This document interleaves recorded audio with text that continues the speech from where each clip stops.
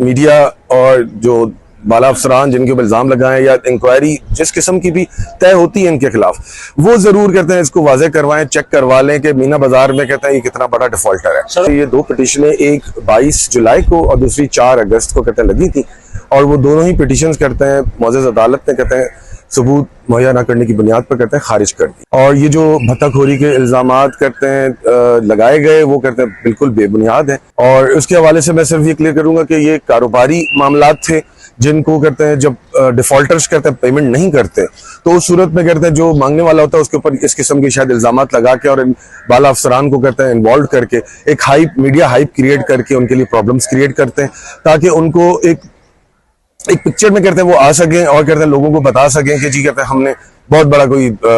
मार्का मार लिया है। क्योंकि मेरा रिहाइश जो है वो साउथ के इलाके में है, इस वजह से डीआईजी साउथ को कहते हैं इन्वॉल्व किया गया। इनकी रिहाइश कहते हैं ईस्ट के इलाके में है, लिहाजा इन्होंने ईस्ट में और सेंट्रल के एसएसपीज और डीआईजीज को भी कहते हैं, डीआईजी वेस्ट को का नाम लेके कहते हैं उनको इन्वॉल्व किया, जबकि उनका कोई वास्ता नहीं था। रीजन यही था ताकि मैं जब कहते हैं अपना कानूनी चारागोही कहते हैं इनके खिलाफ करूं, तो उसमें कहते हैं ये मुझे कहते हैं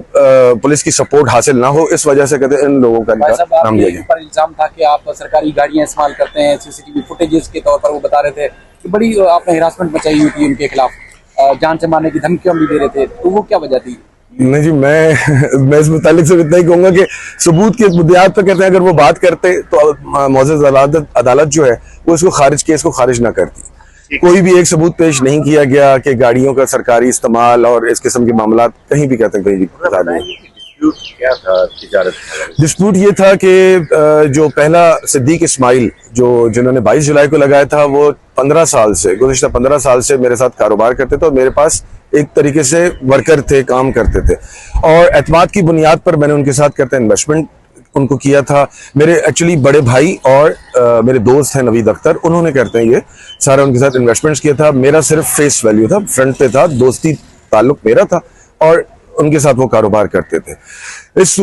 सूरत हाल के दौरान कहते हैं जब पहले सिद्दीक इस्माइल ने कहते हैं 22 जुलाई का लगाया, उसकी खारिज हुई, फिर कहते हैं 4 जून को नुमान जो कि गोल्ड का काम करते थे, मुझे जो बताया गया वो उनको लाने वाला सिद्दीक इस्माइल ही था मेरे पास।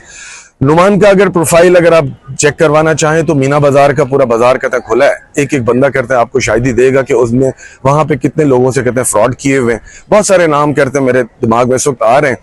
मगर मैं चाहूंगा कि मीडिया और जो बाला अफसरान जिनके ऊपर इल्जाम लगाएं या इंक्वायरी जिस किस्म की भी तय होती है इनके खिलाफ, वो जरूर कहते हैं इसको वाजे करवाएं, चेक करवा लें कि मीना बाजार में कहते हैं ये कितना बड़ा डिफॉल्टर है। सर 2000 इसमें मैं एक और चीज भी ऐड करूंगा। शाहिद भाई, सबसे बड़ा जो इशू ये था जो इन्होंने ये नाम लिया पिटिशनर ने, मोहम्मद नोमान ने, कि ये हिरास कर रहे हमें, मेरी फैमिली को ये हिरास कर रहे। अच्छा, जब आप उसके बैकग्राउंड में जाएं, जो कि ऑलरेडी इनके जितने भी सबूत थे मैंने कोर्ट में ऑब्जेक्शन के साथ फाइल किए कि जिस फैमिली का नाम ले रहे उस फैमिली तो ने इनके खिलाफ तो ऑलरेडी जो है वो खुला का केस इसकी वाइफ ने इसके खिलाफ फाइल किए हैं। एक वाइस है भी जो 2284/2024 इसकी वाइफ ने अपने शौहर के खिलाफ वो भी फाइल की है, और उसमें बाकायदा क्लियर मेंशन है जो कि रिकॉर्ड पे मैंने कोर्ट में जमा करा चुका हूँ। तो आप ये देखें, इनका कंट्रोडिक्शन देखें, इनकी मालाफाइडी देखें कि एक तरफ तो कह रहे कि मेरी फैमिली को हिरास कर रहे, दूसरी तरफ उसकी वाइफ ने उसी के खिलाफ जो है 2 सूट किए हैं। एक खुला का केस कि भाई मेरा इसके साथ कोई ताल्लुक नहीं है, मुझे खुला दे दिया जाए, और दूसरा ये कि 22 है जो इसने फाइल की हिरासमेंट की पिटीशन और फॉर लॉजिंग ऑफ एफआईआर, इन्होंने मुझसे चेक लिया और बहुत सारे लोगों को ये दिए जो कि वापस भी ले लिए, जो कि चेक से बताएं कोर्ट ने जो कल जो डायरेक्शन दी है उसमें जस्टिस ऑफ पीस के पास जाने के कहा है, तो उसमें आप जाएंगे? सर हम वहाँ डिफामेशन में भी जाएंगे, इनके खिलाफ की गए के तहत भी जाएंगे, जो इन्होंने हमारी डिफेम की है पर्सनालिटी को, हमारे रेपुटेशन को, हमारे दोस्तों को, हमारे भाइयों को, और उसके बाद जो है इनके पास कोई सबूत होता तो ये जमा कराते हैं।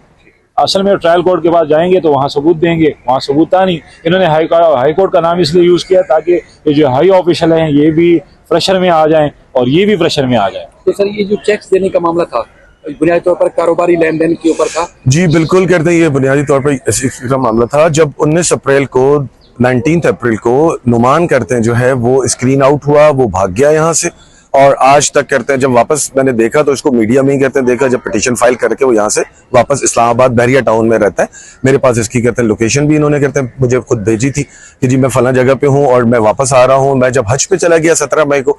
वापसी मेरी हुई 4 जून को, तो मुझसे इसने 13 जून को राब्ता किया कि भाई मैं बहुत परेशान हूँ और मैं जैसे ही वापस आता हूँ कहते हैं तो मेरे कुछ लोगों की तरफ पैसे हैं, तो मेरी उसमें आप उनके पास चल के और एक जो जिरगे वाला फैसला होता है उसमें मेरी हेल्प आउट कीजिएगा ताकि मैं अपनी रिकवरी करूं और लोगों के भी पैसे उतारूं और आपके भी पैसे क्लियर करूं।